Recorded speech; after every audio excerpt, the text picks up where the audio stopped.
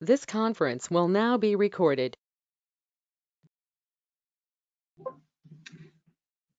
Hey everyone, sorry for the brief delay. We are getting some pretty wild weather here in Virginia, so just a little bit of technical difficulties. I know Scott's looking out his window as well and seeing this, so I had a little bit of trouble logging in. I think the internet was having trouble connecting, but anyway, we've gotten past all of that. So welcome, thank you all for joining us. We'll give folks just a few more minutes to go ahead and get set up. Scott, I have your presentation as a PDF. So as you're going through it, just let me know kind of next slide and I'll just scroll down to the next one, if Sure. that works for you. Okay. Yeah, you want to bring it up? Yeah, of course. And you just tell me when you're ready for me to go. Sure. I'll go ahead and share my screen, but let's give folks just a few more minutes. Okay, and I think I'm kind of in the middle of your presentation here. Okay, here we are at the top. Yeah. Okay, great. So folks, let me just mention very quickly that Scott Sund is going to be going over some very, very important concepts as far as where America needs to go in terms of its national security. What exactly do we need? What is kind of the unifying theory of what we need to be secure in our interests, to remain kind of a dominant player in the 21st century? This is a very, very important topic of discussion, especially since some of you might have seen an article in Politico today, which Scott Sund also forwarded around to some folks, in which it was made clear that, listen, there's tremendous disagreement between SecNav, Department of Defense, the administration, Congress, and everyone in between in terms of where exactly we need to be. How many ships do we need in our naval fleet? How many amphibious vessels do we need? What types of amphibious vessels do we need? I mean, we could go on and on, but the fact that there is so much ambiguity here is deeply alarming, because, you know, we know kind of who the adversaries are. We know we're in an era of great power competition again. And the fact that we cannot seem to reach some sort of consensus as far as, okay, look, here are the big adversaries. Here's what we would need if we were drawn into some sort of conflict with them. But you look at what's happening in Washington, not just on Capitol Hill, but the Pentagon and elsewhere. It really looks like there's a lot of miscommunication, a lot of confusion. So what Scott Sund's going to be talking with us about today is very, very important. And I want to mention one other thing before we begin, because Scott's very humble and he's under the impression he's going to say, look, they don't want to hear me talk for a long time, whatever. That is not true. This is a very important topic and you can't find a better expert than Scott Sund. So I'm very excited to hear everything that you have to say. So Scott, please take your time. I know we're going to have questions, folks. If you have questions, we really want this to be a bit of a dialogue, so please don't hesitate to let Scott know if you've got some questions, and he'll be happy to answer them, I'm sure.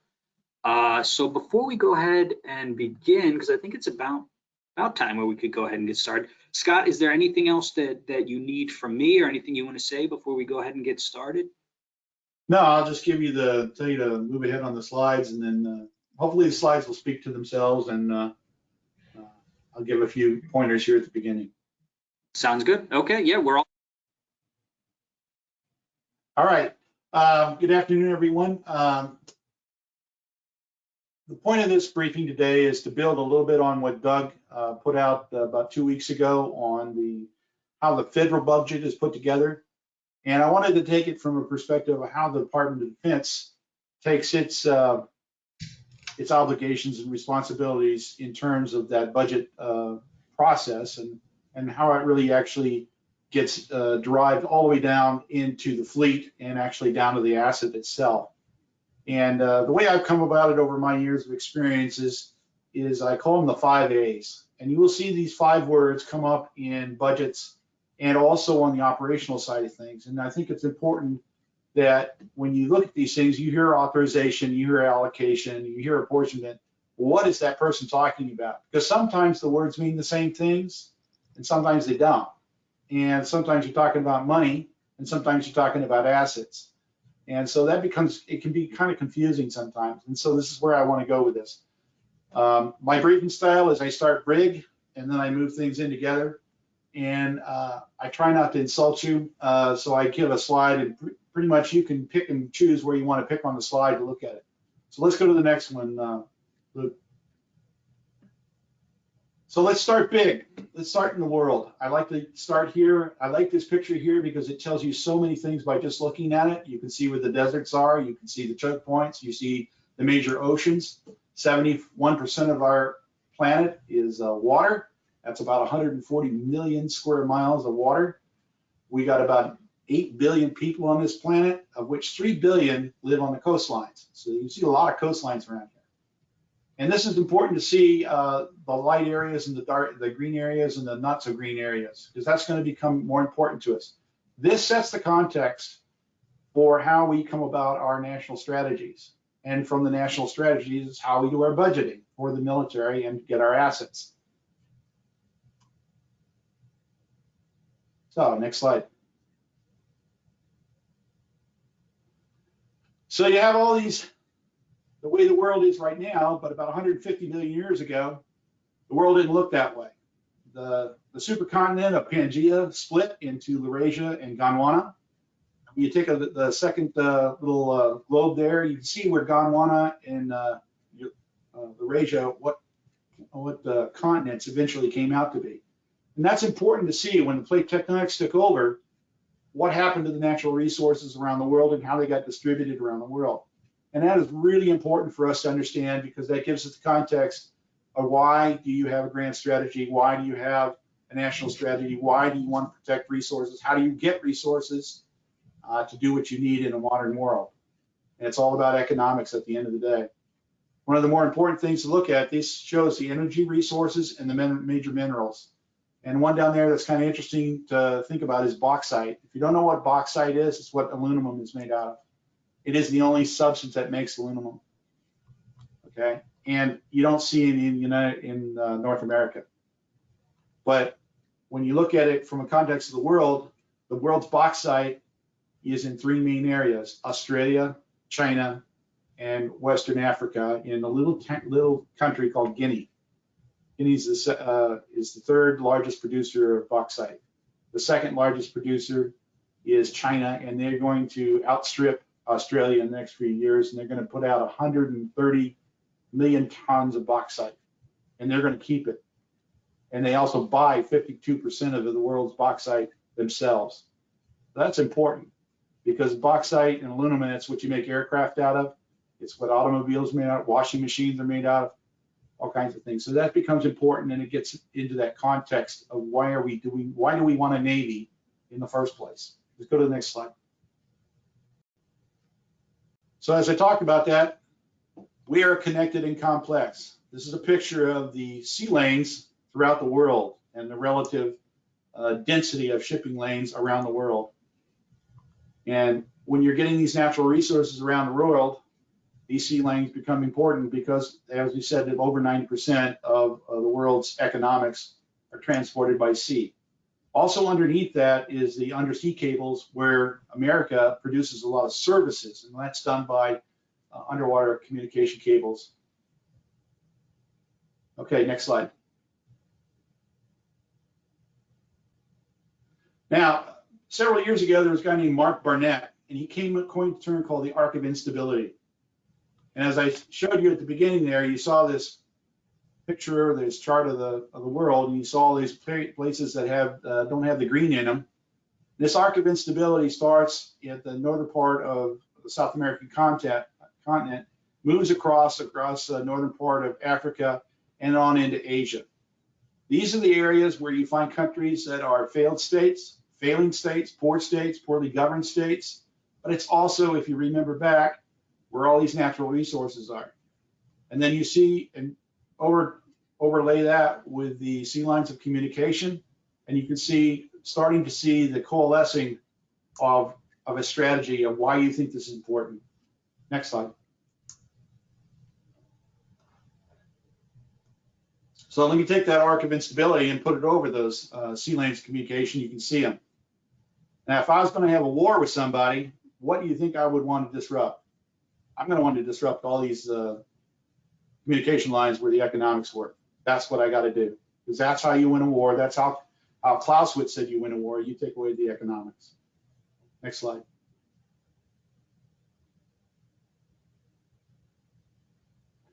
So what do you have to have? You have to have a grand strategy, right? Okay. We used to have a grand strategy. We do not have a grand strategy right now. Ever since the fall of the Soviet Union, we do not have a grand strategy. Some people may remember a guy named Gaddis. He wrote about containment. That was the grand strategy. And the reason you call it a grand strategy because it lasted for over 50 years. And it was a strategy that transcended whatever party was in the White House or whatever who had control of Congress. Everybody bought into containment because we felt that that was the way that we needed to contest communism. And everybody put their budgets based upon that. So we looked at the Soviet Union, we looked at what their force structure was, we looked at our budgets, and we acted accordingly. This is a classic ends, ways, and means. You look at that right in the middle of those three circles. And then you move that down. It's based on historical past and what you want the vision of the world to look like in the future. This is one of the issues. That's why we're having this problem with trying to decide how big our Navy is, as Luke mentioned at the beginning. This is really a big deal. It's very, very hard for the United States to come up with a grand strategy right now because things are changing so fast. Technology is changing quickly. We're in kind of a flux right now about that stuff. We don't have as well of a defined enemy like we had with the Soviet Union. Everybody knew they were bad, we were good. It was easy. But is China bad? In a globalized society where everybody's economics are tied to China no matter what, can they really be my enemy? You know, when they own a lot of our debt? Again, when you bring this down here to the foundation areas, you see over there in the green, that's your classic DIME paradigm. It's called the Diplomacy, Information, Military, and Economics. So it sets the strategic environment in which you have your goals and aims and objectives, and then you have your plans and your actions. Next slide. So let's look at that DIME paradigm and look at the military portion of that. If you're going to execute the DIME paradigm, you got to figure out what am I going to do with my military forces? Well, I got to generate these forces. Then I got to project the forces overseas, and I don't have to keep them home because then I got to project them across this large planet, 140 million square miles of water, and I got to put them in different places. And I got to figure out how to do that. So when I look at that, I use those strategies. I create strategies. We have a national security strategy, we have a national defense strategy, and a national military strategy. Here's another problem. We don't have a current national security strategy. It's old. Each administration is supposed to come up with a national security strategy. You don't have one yet. The current national defense strategy it came out, it's classified, and what we saw from it, it wasn't that great. It was pretty cut and dried. It was just, number one is always, protect the homeland of the United States. Okay, yeah, I got it. Then it says to take care of our allies, right? The national military strategy is supposed to derive from the national security strategy and national defense strategy, and that's what the chairman of the Joint Chiefs of Staff puts out, and that's what used to inform the budget for the DoD. And that's how we buy our assets and stuff and how we set those things. Next slide. So here's the first other word here. This is authorization. Where do these, the government or the DoD get its authorization? Well, it comes down from the National Command Authority, the President and SecDef, and they split up into three areas. Military departments, they do the man, train, and equip. We get the Joint Chiefs of Staff, who do the planning and the coordinating. And then in the middle, you have the Unified Commands, also known as the combatant commanders. They're the ones who conduct the operations. In other words, they have the title and responsibility to wage war. And you can't wage war with words, you got to do it with things. Beans, bullets, aircraft, ships, tanks, whatever. You got to do it. But this is the authorization that we get. Next slide. So let's go back to our world picture. Because we like nice pictures like this, we have done kind of our split up the world and how would you do it if you had a combatant command. So we have 6 geographic combatant commanders. Most of them know most of these ones: AFRICOM, CENTCOM, EUCOM, NORTHCOM. It used to be PACOM, but now they combined the Indo-PACOM area. This Indo-PACOM area is huge. If you look down to the bottom, they also controlled Antarctica. And if you remember back up at the beginning there where I showed you Gondwanaland, Antarctica was right in between what was ended up breaking off to Australia. There was also a little green piece of land there, and that was India. It broke away from Gondwanaland, turned around and slammed up into the bottom of Asia. And they took all those natural resources with it. So in the Indo-PACOM area, 60% of the world's population is in that one combatant command. Huge, huge area of responsibility. So what is he going to do? He's got Title 10 responsibility to build war plans. I build war plans because I have to have things to fight the war with, ships, planes, people, ordnance, that kind of stuff. It's a big area, so I need a lot of forces. So let's go down to the next picture. So let me overlay this on top of our topographical area. You see a nice orientation there. We see our arc of instability. We see our combatant commanders. Hey, we're happy. We got everything nice. This looks great, right? We love it. Next slide. However, there's always somebody who wants to have more than everybody else. And they want to exert their influence in a particular region or globally. And so they've decided, the Chinese have decided they want to have at least a regional hegemonic advantage over everybody in that region, in the Asian region. So what they're going to do is they're going to build more ships and aircraft and missiles than we have. And they've done it. They actually are the largest navy in the world. And we are not. And in the PACOM area, Indo-PACOM area, we have even less assets there right now. So the issue happens to be, okay, Indo-PACOM, he's required to tell Congress and tell everybody when he cannot execute his war plans. Okay? This is a big deal because this comes back and he doesn't want what's called an integrated priority list. He tells people, I don't have enough ships, I don't have enough aircraft, I don't have enough missiles, I don't have what I need to do to execute the plan that you have charged me under law, under Title 10, Code Title 10. So next slide. So what we do is that we go into the Global Force Management Plan, and this is what the Joint Chiefs of Staff does. The COCOM comes and says, hey, I need a ship, I need an aircraft carrier, I need a submarine, I need a plane, I need a bunch of troops or something in my area to be able to do my Title 10 responsibilities and execute these strategies that we have, national security strategy, defense strategy, military strategy. I can't do them unless you give me stuff. And so the Joint Force Provider, again, down you can see it says allocation down at the bottom there in the blue. And up in the right-hand corner, you can see force assignment, apportionment, or allocation. So now you see those 3 of those 5 A's. You see them coming back. And these will come back again. You'll see this theme here. You see the combatant commands. So let's go to the next slide. So each one of the combatant commanders has a naval component commander, and that is assignment. The United States Navy has decided to assign fleets to the combatant commanders so they can execute their Title 10 responsibilities. And within those fleets, we allocate forces. And as of the 14th of July, this is exactly what it looked like around the world right now. And there's some really good information. I got this off the Navy website.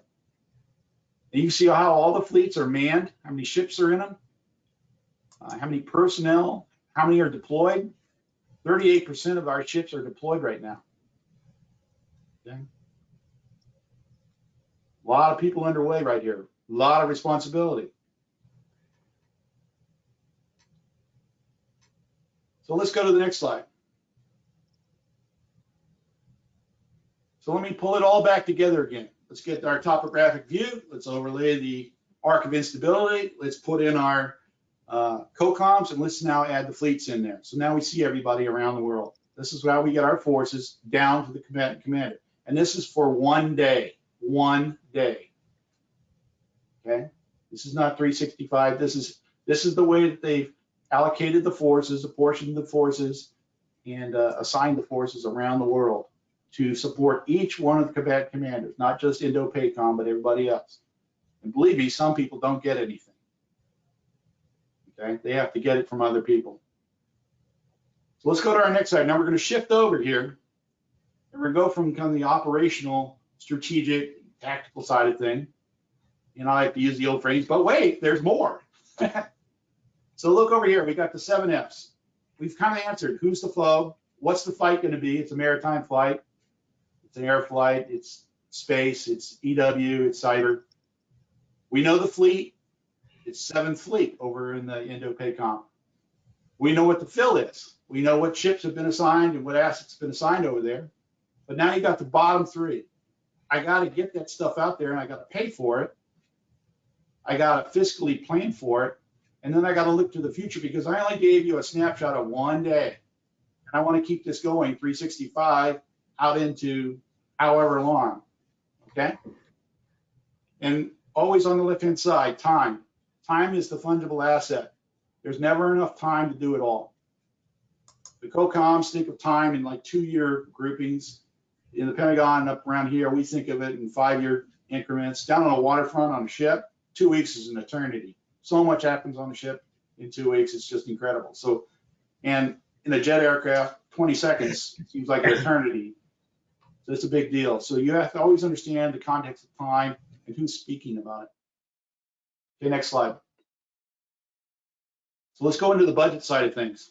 Again, my favorite word, sausage making.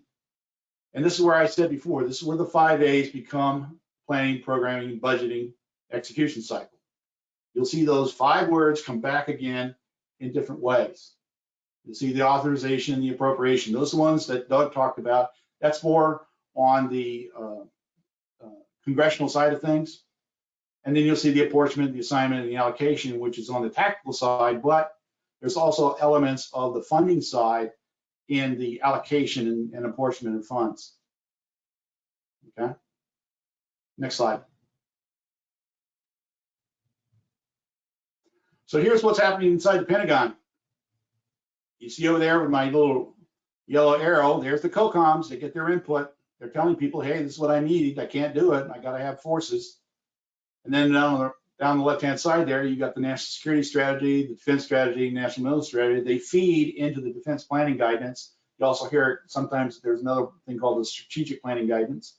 And as they make their way through the process here, through the programming and budgeting phase, you get over here to the yellow star, the president's budget. February, president budgets come out. And then that starts itself over onto the legislative side of things. And as you see my little picture there, Steve Carroll saying, I'm going to make this way harder than it needs to be. We decided we wanted to have 3 budgets going on at one time inside the Pentagon at any one time. Okay? So it makes it really hard to figure out which budget you're talking about.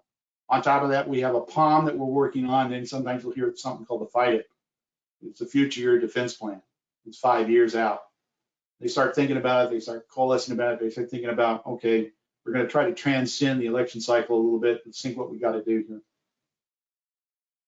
Because we got to always support the COCOM because he has a title and responsibility to do that, which is supposed to be tied to our national security strategy, which is supposed to be tied to a grand strategy of where we want the United States to be in 50 to 100 years. What do we want the United States to be? We want to be a world leader or are we not? I mean, we got to make that decision at some point. Okay, so next slide. So then the Navy takes it and says, okay, I got an NDS up here at the top. I got China doing what they want to do.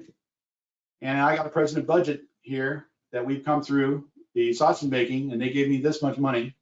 And so this is the ships I think I need to buy to meet the COCOM's requirements for his Title 10 warfighting. So I set some priorities down here on the right, the key budget messages that I want to put out, and that's what I'm going to run with. So right now for 23, it was 9 ships, which is really 8 ships because one of the ships, the LHA, was already previously funded. And then that goes over the legislative side of things. We throw it over the transom. And so then the Congress plays with it. And as Luke said, and as this article comes out, they're not happy with the way the Navy has done it. Okay, they're not. Because they can't say, well, how many ships do you need? We can't fund this unless you tell us how many you need. And we'll get into that a little bit. So next slide. So this gives you a bigger view, broaden it out a little bit for the PVE overview. We start over here, you see my yellow star where the president's budget is. We go down to the bottom of the right-hand corner there, you see the force structure, modernization, operational capability, all that kind of neat stuff. This is the budget execution side. Goes over the operational concepts. These are the things that the COCOMs, JCS have to do. And then it goes into the cost analysis up there in the left-hand upper corner and the left-hand side. They do a lot of cost analysis. Okay, you want to do this operational concept. This is how much it's going to cost. Everybody gets a play at that. They come up with an estimate. They come up with funding policies going to the right. Then they come out with the FIDEP, the defense planning guidance, a POM, you know.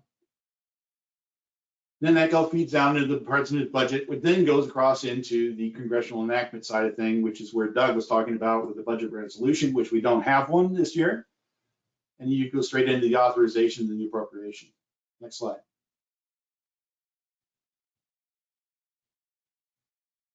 So to help along with that, Congress says, well, because you guys, I need something to plan with, because you gotta have a plan so you can change it. I give you, the Navy has to produce a 30-year shipbuilding plan. But, so instead of giving you a number, this year the Navy has decided to say, well, I'm gonna give you 3 alternatives. That'll give you an overall number, you pick and choose what you want, which was not something that the Congress liked very much. And you've heard a lot about that in the papers and in the media. They were not happy with that because they said, you didn't really help us here. You didn't tell us what we really needed. There's also large, and this is kind of unusual to see in an article, airing of the dirty laundry about the differences between potential disagreements between OSD and the Secretary of Navy's office and between the Marine Corps and the Navy about what kind of ships and how many ships. And so this causes a lot of problems because we don't have a grand strategy. You know, it's like this, I'll give a mouse a cookie. Well, it trickles down to everything here. So let's go to the next slide. This picks up a little bit where Doug is. You see at the top, there's the president's budget. It comes in, that was my yellow star. It goes down through the budget hearings, conference committees, then it gets into the authorization. That's where we are right now. On the left-hand side, the House has done their thing. On the right-hand side, actually, as of last week, the SAC did submit their markup of the Defense Authorization Act. And now they're in doing the voting markup. They have a week to go. This week and next week, the Senate, before they go on recess, hopefully they'll get a vote on that. If they can get a vote on it, then it goes down to the appropriation people and they start to take it from there. And remember, as Doug said, it's one thing to authorize something, but unless you appropriate money for it, it doesn't mean squat, okay? You can authorize all you want in the world, but if you don't have any money to go with it, it's just a bunch of words. So the appropriators are the guys with the money. They're the ones with the power, very powerful group of people. You look at the calendar, they got to get this done theoretically by the 1st of October. And you think they're going to get there? I don't know. We can flip a coin on that one, I guess. Okay, next slide. There again, authorization, appropriation. So unfortunately, this is an Army slide.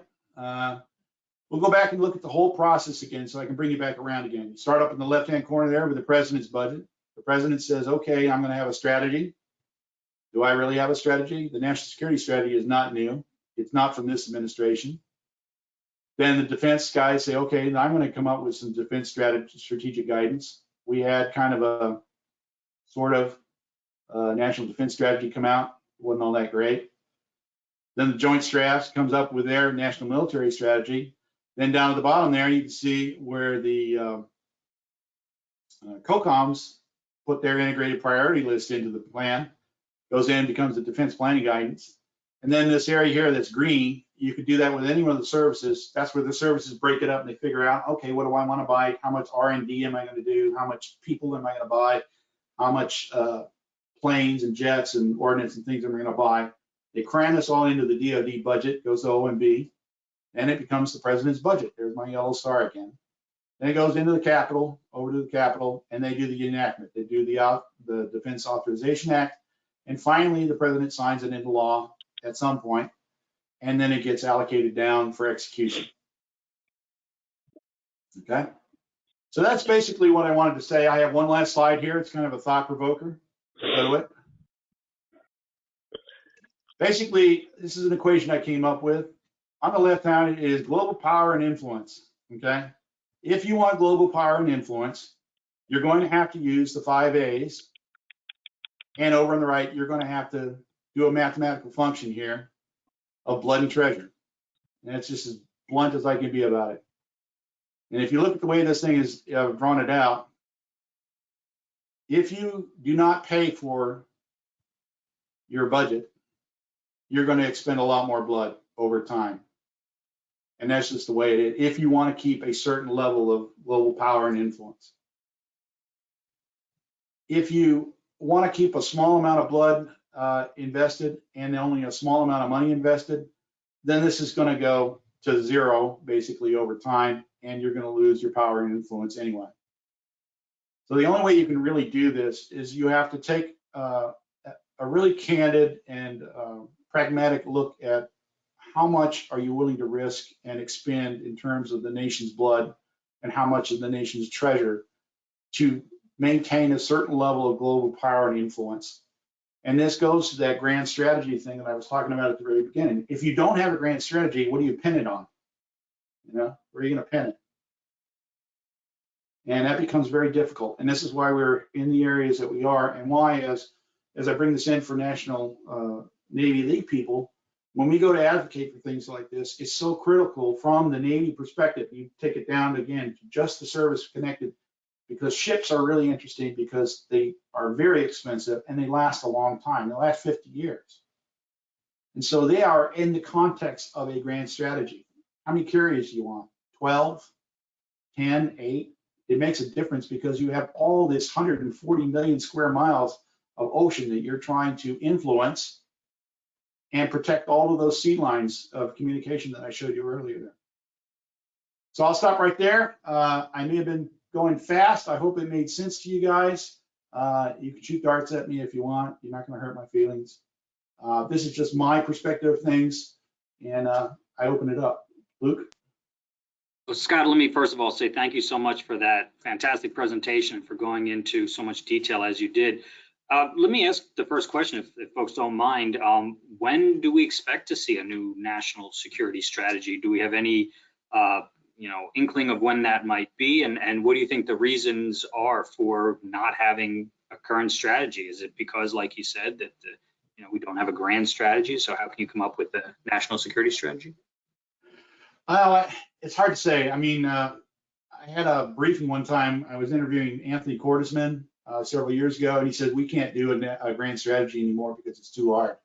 Because most national leaders can't think more than about 3 years in advance. And that's not a grand strategy. A grand strategy is not 3 years in advance. Okay, that's just to the next election cycle. And you can't do that. Grand strategy, like a containment strategy, has to transcend past the politics into the geostrategic area. What do you want the world to look like? What role do you want the United States to play on the global stage? And these are fundamental questions we have to ask ourselves. And right now, I would say there is a debate here. It may not be open, but it's there. And that debate is one of those things. You want a big Navy, you want to be a great nation, then you have to pay for it. You can't get it for free, nothing for free here. There are no such things as vacuums in the geostrategic context. Someone will fill that vacuum. I don't care who it is, someone will fill it, or they will try to fill it. Now, do you think you want to, at one point, England had to make that decision. They actually came upon a realization that they were losing their empire, and they figured, well, I think we need to throw our lot in with America, because we are not going to be Britannia rule seas anymore. And so it was a tough decision for them. And are we reaching that point or not? It's a big deal. Yes. We have a question from Jim Semerad. Yeah. Hey, Scott. Sorry of my picture here. I'm actually on a former Navy ship, and I'm doing some work in the engine room. So I took off my commander's uniform to do this. Now, my question for you, because I talked with Senator Gary Peters. I talked to him a lot. He's head of the Homeland Security, and Lisa McClain, who's on the House Armed Services Committee. And I really know our chief of staffs, both of them, their chiefs of staff pretty well. And this legislative affairs, virtual fly-in was really helpful. My question for you is, from a timing standpoint, and I'm working with a former CEO of the aircraft carrier Ronald Reagan and George Bush, who's the ex-out of the Bush. So we're working, we recruited him on board here to help us out. But from a timing standpoint for 2023, I mean, the budget, I worked at the Pentagon. The budgets are supposed to get approved by September 30th. And, HR money is 1 year money. Okay, so it's got to get approved every year. It's those big weapon systems that have like a 3-year fence or a 5-year fence, or even a carrier which has a 10-year, has a multi-year fence. So I understand the contracting process, but when do we really want to get started from a Navy League standpoint to really start leaning into our legislators and getting some of the priorities funded? So, you may have covered this. I apologize, but hopefully you can make your slides available. But anyway. Yeah. Over to you. Yeah, definitely my slides. There's nothing classified about my slides. Most of it just pulled out of Google and stuff like that. I would say everything starts with the president's budget, because that's the one that you're kind of speaking out of turn if you preempt the president. And for us as Navy League, we don't want to be ahead of the president. And you'll notice the services won't speak anything until the president's budget comes out, and then afterwards they speak. And wherever that comes out, and see what happens when it gets pushed. This year it got pushed to the right. It's supposed to come out in February. And then as you remember, as February, it starts. And then you get from February to October to fix that budget for the next year.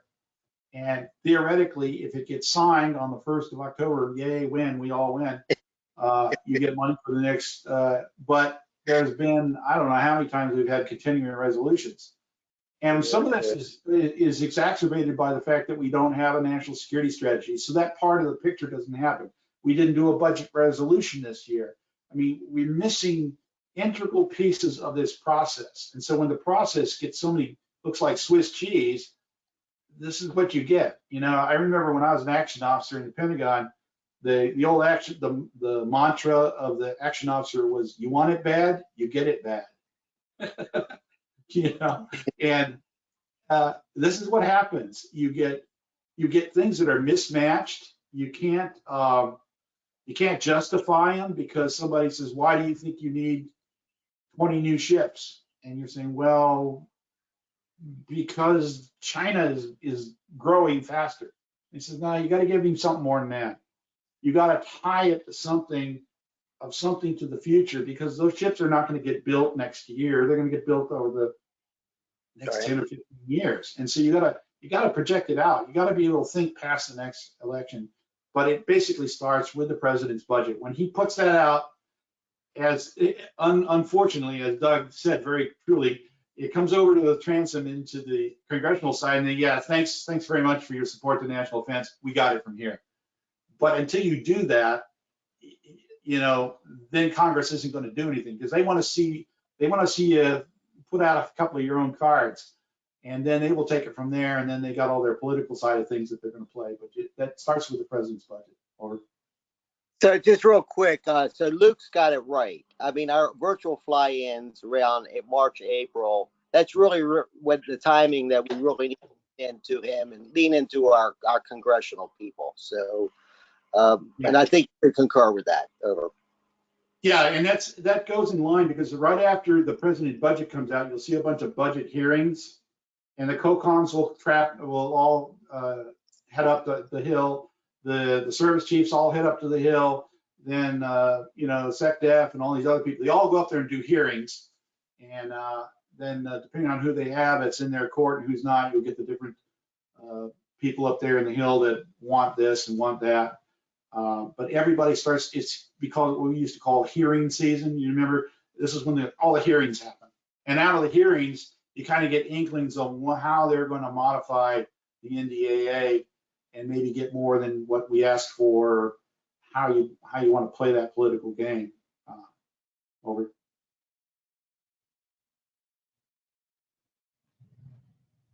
Folks, if you have any questions, go ahead and ask them. Scott, I have a question. So one of a number of disconnects that seem to be going on here has to do with some larger, more capital-intensive ships, and then smaller vessels and unmanned vessels that some folks are trying to move towards. On the Marine Corps side, there's the discussion over the big deck amphibs, which are larger than obviously some of the small amphibs that I believe General Berger wants to get made. And then the Navy has some of this discussion as well. What's going on there, and who do you think is maybe on the right side of this argument? Well, it goes to the classic issues of balance of power.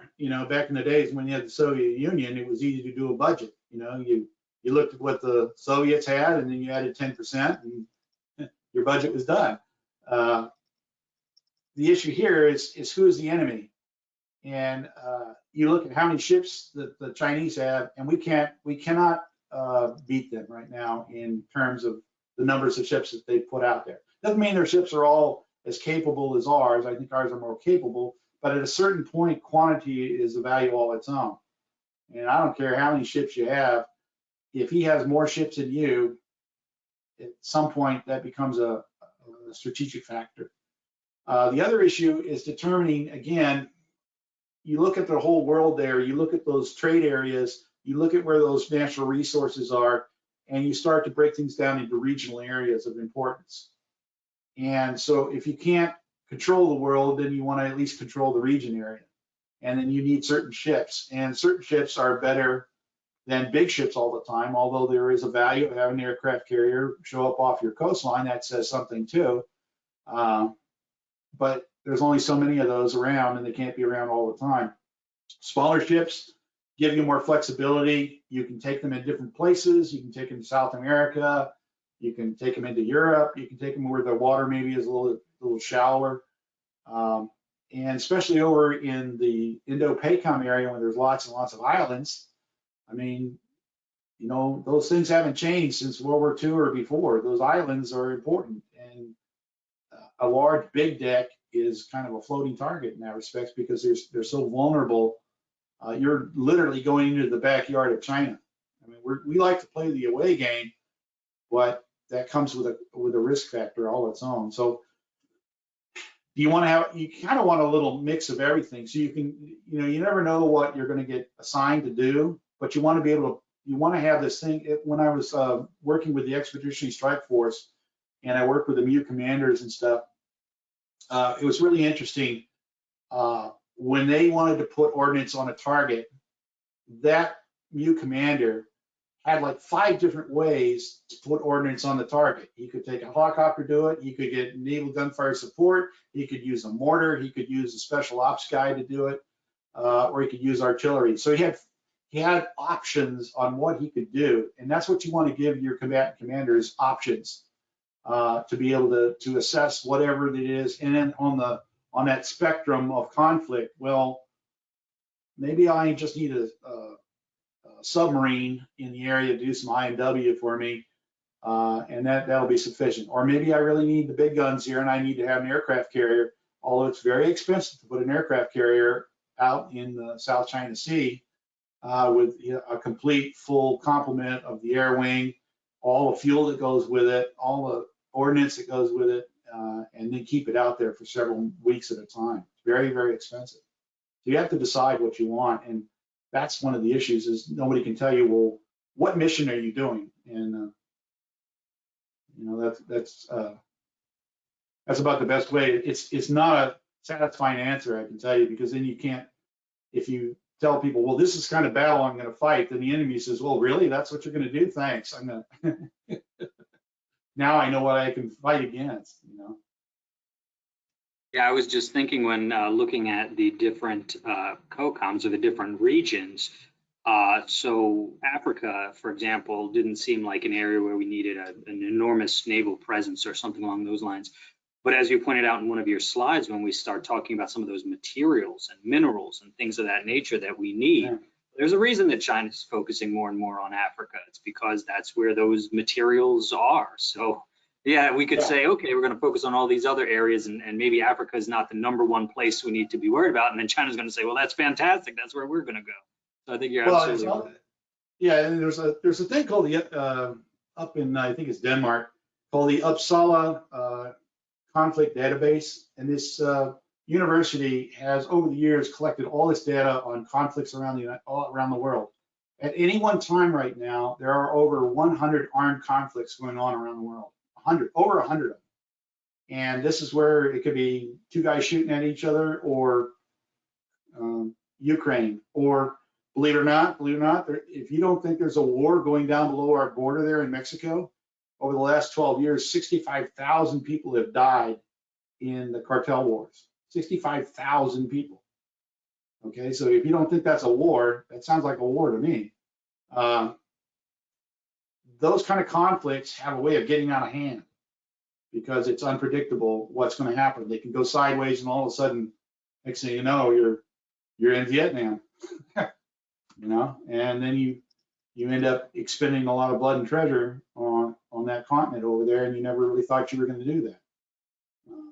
That's one of the hard parts about trying to fix a force structure to something you don't really know is going to happen.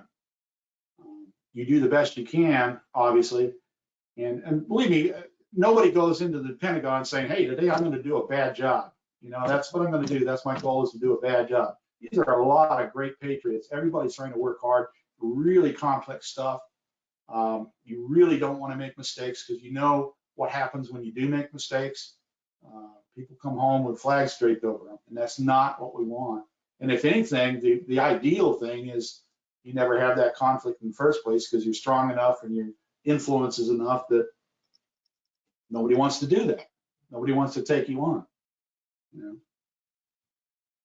Okay. I just wanted to, and again, folks, if you have a question, go ahead and jump in. Otherwise, we might be finishing up a little bit early today, which is not a problem. But I wanted to mention the arc of instability that we saw. It passed through some areas that I think a lot of folks are not too surprised with: Middle East, Northern Africa, places that were impacted by the Arab Spring and things like that. But it kind of ends there at India and Pakistan. I think a lot of us often forget just how volatile that situation is. You have two nuclear armed nations that do not get along in any way, shape, and form, are quite paranoid about one another, and very distrustful, and so on and so forth. So, you know, the end of that arc, it really lands in possibly the most precarious part of the world. Maybe that's not true now that there's a war in Ukraine, but India and Pakistan, definitely another part of the world that's deserves to be on that arc of instability. Yeah, another thing to look at that is that you'll notice that 5 out of the 6 combatant commanders go through that arc of instability, which is why they're broken up like the way they are. Because this is we know these are where the failed states are. And when you have failed states, you have refugee issues, you have all kinds of problems in those areas. And that's where you end up expending a lot of effort in trying to take care of that group of people. It's also, I mean, I forget the guy's name, but he wrote the bottom billion, and the bottom billion of the world exists along that line. So 1 billion people are constantly in a state of conflict, and that's not good. They either have food insecurity, or they have government insecurity, or you name it, climate insecurity, all kinds of problems with them. And that will, if you don't think it comes to you, it does over time, and it will come back to haunt you again if you don't do something about it. You just can't give it the Heisman all the time and say, well, that's not my part of the world, I don't care, I want to be isolationist. You can't do that. It's an isolation attitude for the United States is incompatible with who we are. You look at how we are situated globally in the world, and we are naturally one of the great nations of the world because of our access to the Pacific, the Atlantic, the Caribbean, you name it. We are ideally positioned to be a great power. And so we just can't say we're not going to be one someday. We just can't do that. And if you have to accept that, then that means we have to be willing to pay for it. We have to advocate for it. And you have to think far enough ahead. You can't keep thinking just to the next election, because that's not going to work either. These, that's just a problem.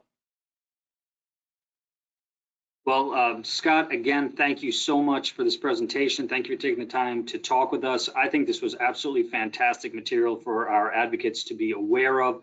And I think Scott's absolutely right, especially I'm glad that you ended on the note that you ended on, which is, look, we can make decisions as far as just what types of resources we're putting into each one of these regions and how many, ships we need there, or troops, or whatever the case may be.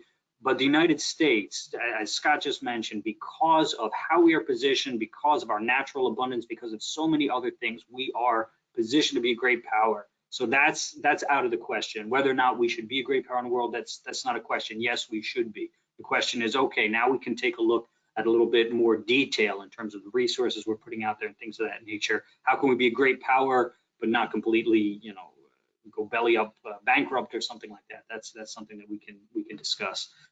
Scott, I really appreciate you taking the time to do this. For folks that don't know, we were discussing what we wanted to do for this month's training, and Sinclair Harris, I think, was the first one to mention this. He said, listen, Scott really has this fantastic discussion that he wants to put on in terms of where we need to go as a nation. What exactly are we trying to do over the next 50 years? And Scott put this together very quickly, a couple different iterations of this presentation. Excuse me for the noise in the background. So Scott, thank you so much. I know everyone really appreciates it. And I'll get these slides out. Scott, I think as you mentioned, there's nothing in these slides that you want to keep to yourself, so I'll send those out. And folks, don't forget, next month, we're going to be having our Legislative Affairs Committee meeting again. This time, hopefully, we'll have a little more information on a potential in-person fly-in in 2023. And with that, everyone, have a great rest of your day. Be safe out there on the roads if you are in Northern Virginia or wherever in the country is getting bad weather. I'm sure we're not the only ones. Enjoy your day. Enjoy the rest of your week, and we will talk with you soon. Take care, everybody. Thank you. Thank you, Scott. Thank you. Yep. My pleasure. All right. Thank you. Bye. Bye.